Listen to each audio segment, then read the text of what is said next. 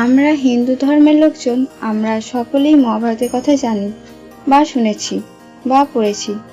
সেখানে আছে অর্জুন যখন যুদ্ধক্ষেত্রে দাঁড়িয়ে যুদ্ধ করতে যাচ্ছেন তখন দেখেছেন সামনে তার আত্মীয় স্বজন। তাই দেখে অর্জুন অস্ত্র ত্যাগ করছে এবং দুঃখে ভেঙে পড়ছে। তখন অর্জুনের সারথি অর্থাৎ ভগবান শ্রীকৃষ্ণ অর্জুনকে যে উপদেশ দিয়েছিলেন তা হিন্দু ধর্মের সবথেকে পবিত্র গ্রন্থ গীতা নামে পরিচিত। তাই আজ আমরা জানব বিশ্বের সবথেকে বড় গীতা কোথায় সংরক্ষণ করা হয়েছে এবং কোন দেশ তা করেছে।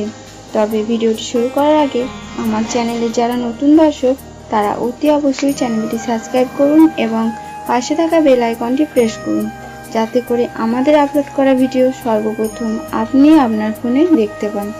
তবে শুরু করা যাক আজকের ভিডিও। শ্রীমদ্ভগবদ্ গীতা তৈরি হয়েছে ইতালির মিলান শহরে, যার ওজন হবে 800 কেজি, যা বিশ্বের সবথেকে বড় গীতা হবে, যা তৈরি করতে খরচ হয়েছে 1.5 কোটি টাকা। হিন্দু ধর্মের এমন নজির দেখে সত্যি গর্বে বুকটা ভরে যায়। তাই সবাই মিলে একবার বলুন জয় গীতা। হরে কৃষ্ণ। আজ এই পর্যন্ত। যদি আমাদের এই ভিডিওটি ভালো লাগে তাহলে অবশ্যই একটি লাইক ও কমেন্ট করবেন এবং শেয়ার করে অন্যকে দেখার সুযোগ করে দেবেন। ধন্যবাদ।